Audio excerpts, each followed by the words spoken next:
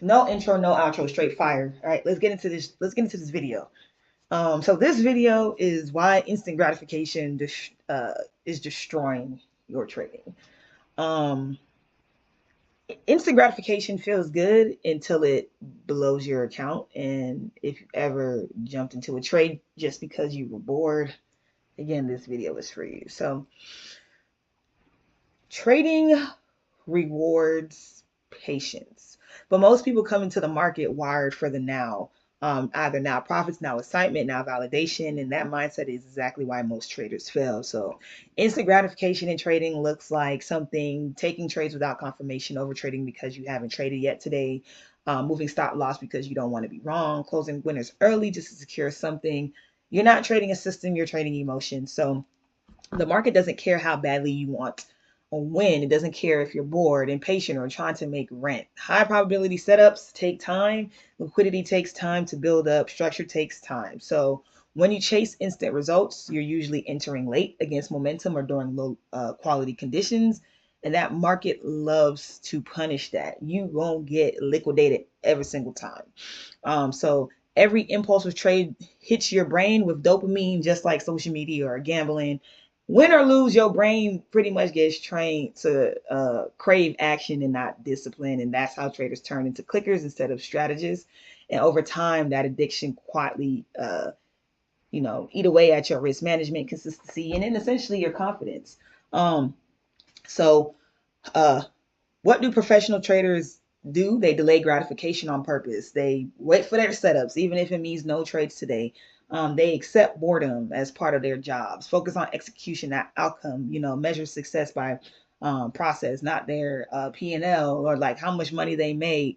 Um, they know one clean trade beats 10 emotional ones. And in a few, I'm going to go into some examples, right?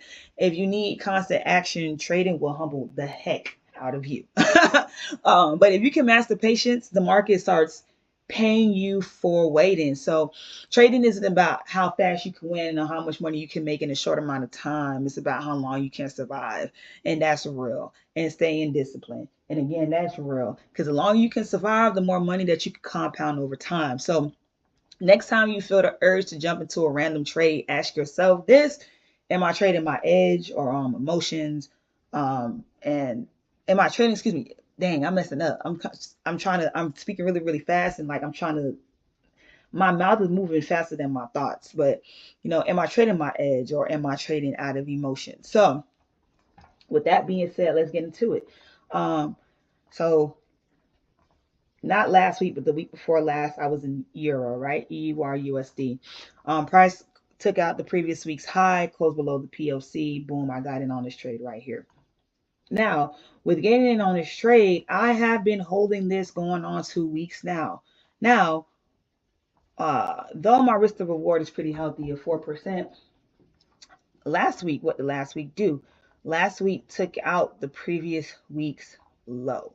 So how I used to trade immediately, as soon as price would have taken out the previous week's low, I would have been like, yeah, I'm getting out the trade, right? Boom. Down, I would have only made 1.76%. Uh, but because I know my strategy and I have patience, I was like, you know what? I am not exiting out of this trade until I get confirmation that momentum or that buyers are in control. And what does that look like for me? An absolute close above the value area high. So I was in EUR USD, not with high anxiety because I trust myself, knowing that there's a potential for price to go up, but I'm still in sales. What did I do? I had diamond hands. I sat on my hands. I didn't do anything. I didn't close out my trade. I am still, as a matter of fact, I am still in this trade right now, and I'm in it for sales. Literally, I'm still in this trade for sales. Up 174 pips. My stops are at break even, aiming for 409. And the reason why I have an X here is because as soon as the market opens up, I'm closing out the trade.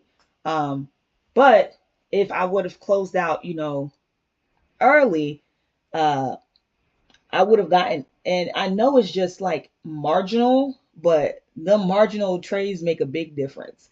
If I would have closed out early, I would have gotten out right here versus getting out right here.